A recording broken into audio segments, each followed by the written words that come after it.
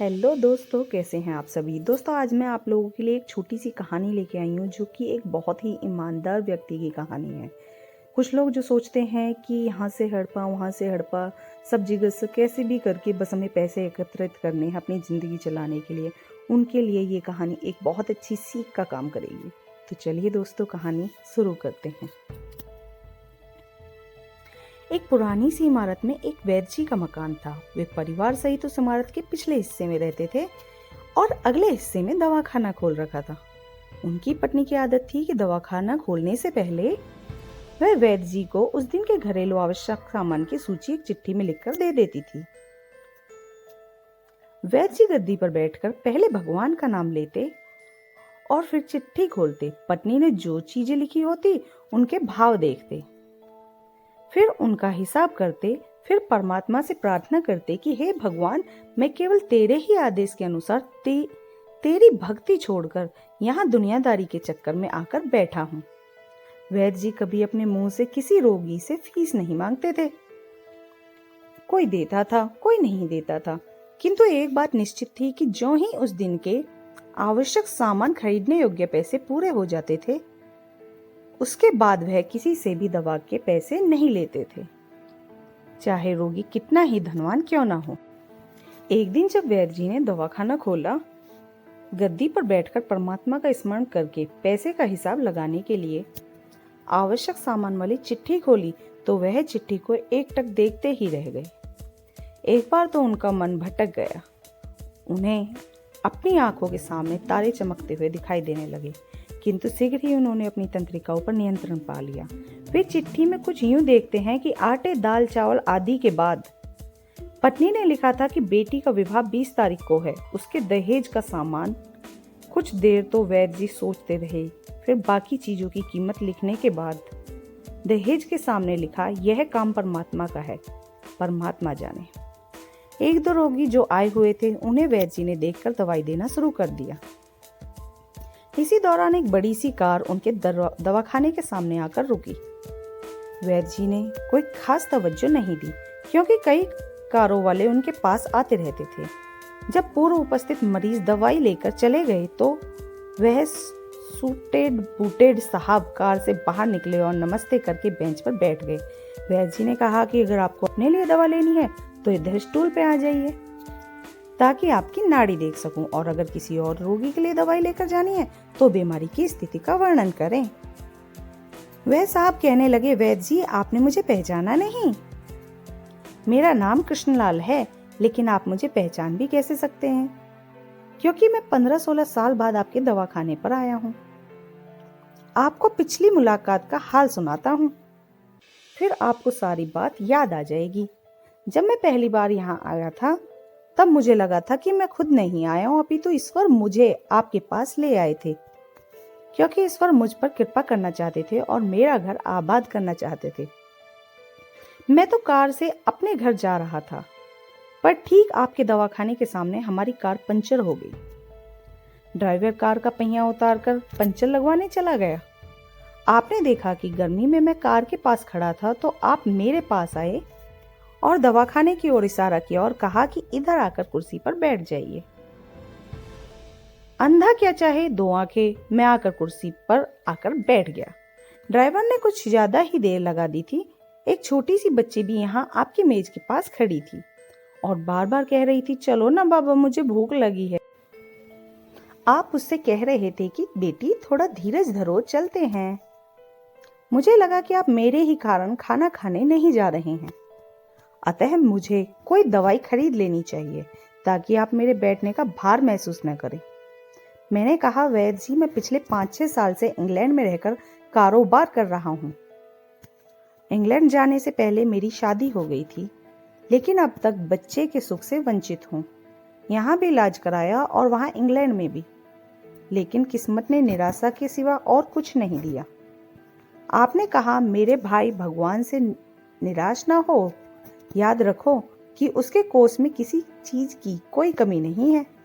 आस औलाद, धन दौलत, इज्जत, सुख दुख, जीवन मृत्यु सब कुछ उसी के हाथ में है। यह सब किसी वैद्य या डॉक्टर के हाथ में नहीं होता, और न ही किसी दवा में होता है। जो कुछ होना होता है वह सब भगवान के आदेश से होता है। औलाद देनी है तो उसी ने देनी है। मुझे याद है आप बातें करते जा रहे थे और साथ साथ पुड़िया भी बनाते जा रहे थे। सारी दवाइयाँ आपने 2 भागों में विभाजित कर दी, 2 अलग अलग लिफाफों में डाल दी थी और फिर मुझसे पूछकर आपने एक लिफाफे पर मेरा और दूसरे पर मेरी पत्नी का नाम लिखकर दवा उपयोग करने का तरीका बताया था। मैंने जब बेदिली से वह दवाई ली थी तब क्योंकि मैं सिर्फ पैसे आपको देना चाहता था, लेकिन जब दवा लेने के बाद मैंने पैसे पूछे तो आपने कहा था बस ठीक है। मैंने जोर डाला तो आपने कहा कि आज का खाता बंद हो गया है।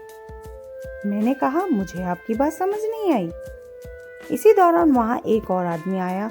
उसने हमारी चर्चा सुनकर मुझे बताया कि खाता बंद होने का मतलब यह है कि आज के घरेलू खर्च के लिए जितनी राशि वैद्य जी ने भगवान से मांगी थी वह ईश्वर ने उन्हें दे दी है।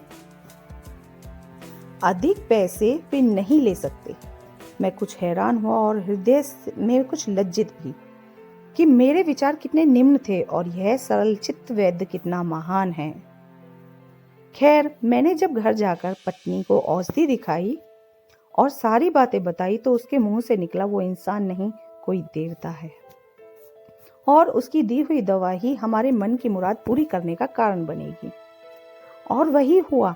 आज मेरे घर में 2 फूल खिले हुए हैं। हम दोनों पति पत्नी हर समय आपके लिए प्रार्थना करते रहते हैं। इतने साल तक कारोबार में फुर्सत ही न दी कि स्वयं आकर आपसे धन्यवाद के 2 शब्द कह जाता। इतने वर्षों बाद आज भारत आया हूं तो कार केवल यहीं रोकी है। वैद्य जी, हमारा सारा परिवार इंग्लैंड में सेटल हो चुका है। केवल मेरी एक विधवा बहन अपनी बेटी के साथ भारत में रहती है। हमारी भांजी की शादी इस महीने की 21 तारीख को होनी है। न जाने क्यों जब जब मैं अपनी भांजी के भात के लिए कोई सामान खरीदता था तो मेरी आंखों के सामने आपकी वह छोटी सी बेटी भी आ जाती थी और हर सामान मैं दोहरा खरीद लेता था। मैं आपके विचारों को जानता था कि संभवतः आप वह सामान न लें, किंतु मुझे लगता था कि मेरी अपनी सगी भांजी के साथ जो चेहरा मुझे बार बार दिख रहा है वह भी मेरी भांजी ही है। मुझे लगता था कि ईश्वर ने इस भांजी के विवाह में भी मुझे भात भरने की जिम्मेदारी दी है। वैद्य जी की आंखें आश्चर्य से खुली की खुली रह गई और बहुत धीमी आवाज में बोले, कृष्णलाल जी, आप जो कुछ कह रहे हैं मुझे समझ नहीं आ रहा कि ईश्वर की यह क्या माया है। आप मेरी श्रीमती के हाथ की लिखी हुई यह चिट्ठी देखिए। और वैद्य जी ने चिट्ठी खोलकर कृष्णलाल जी को पकड़ा दी। वहां उपस्थित सभी यह देखकर हैरान रह गए कि दहेज के सामान के सामने लिखा हुआ था कि यह काम परमात्मा का है, परमात्मा जाने। कांपती सी आवाज में वैद्य जी बोले, कृष्णलाल जी, विश्वास कीजिए कि आज तक कभी ऐसा नहीं हुआ कि पत्नी ने चिट्ठी पर आवश्यकता लिखी हो और भगवान ने उसी दिन उसकी व्यवस्था न कर दी हो। आपकी बातें सुनकर तो लगता है कि भगवान को पता होता है कि किस दिन मेरी श्रीमती क्या लिखने वाली है, अन्यथा आपसे इतने दिन पहले ही सामान खरीदवाना आरंभ न करवा दिया होता परमात्मा ने। वाह भगवान वाह, तू महान है, तू दयावान है। मैं हैरान हूं कि वह कैसे अपने रंग दिखाता है। वैद्य जी ने आगे कहा, जब से हम होश संभाला है एक ही पाठ पढ़ा है कि सुबह परमात्मा का आभार करो, शाम को अच्छा दिन गुजरने का आभार करो, खाते समय उसका आभार करो, सोते समय उसका आभार करो। कि शुक्र है मेरे मालिक, तेरा लाख लाख शुक्र है। दोस्तों, जो लोग अपने जीवन रथ की डोर परमात्मा के हाथों में सौंप दिया करते हैं, परमात्मा उनके लिए क्या क्या नहीं किया करते। आवश्यकता है बस एक सच्चे हृदय से समर्पण की। दोस्तों, इस वीडियो को लेकर आपकी क्या राय है नीचे कमेंट करके जरूर बताइएगा। और अगर आपको यह वीडियो अच्छा लगा हो तो इस वीडियो को लाइक करिएगा, शेयर करिएगा, ज़्यादा से ज़्यादा लोगों तक पहुंचाइएगा। और ऐसे ही और भी इंस्पिरेशन वीडियो के लिए सब्सक्राइब करें हमारे यूट्यूब चैनल को और फेसबुक पर फॉलो करें हमारे पेज को। धन्यवाद।